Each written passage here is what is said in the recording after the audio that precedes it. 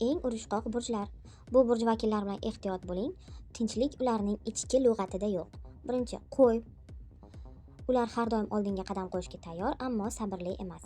Kimdir ularning yo'lini to'ssa bas, tortishuv, baqiriq, g'azab bilan portlab ketishadi. Ular men haqman deb turaverishadi.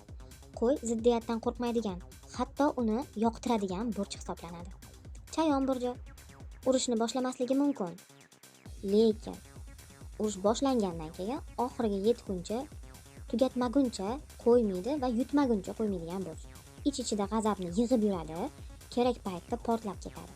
Juda kuchli sezgi egasi. Kimni qayerda nozik nuqtasi borligini bilib hujum qiladi. Chayonning jahlidan qo'rqish kerak, sababi u adolat nomidan hujum qilishi mumkin. Uchinchisi, arslon burji. Ularning g'ururi bor. Unga teginsa urushga tayyor bo'lishadi. G'ururlarga teginsa, ular doim ustunlikni saqlamoqchi bo'lishadi. Birinchi o'rinda turmoqchi bo'lishadi. Meni hurmat qilmasang, seni joyingga o'tkazib qo'yaman degan pozitsiyada yashashadi. O'z gapini o'tkazmaguncha tinchlanishmaydi. Siz nima deb o'ylaysiz? Bu ma'lumotlar qanchalik to'g'ri? Fikringizni izohlarda kutib qolaman.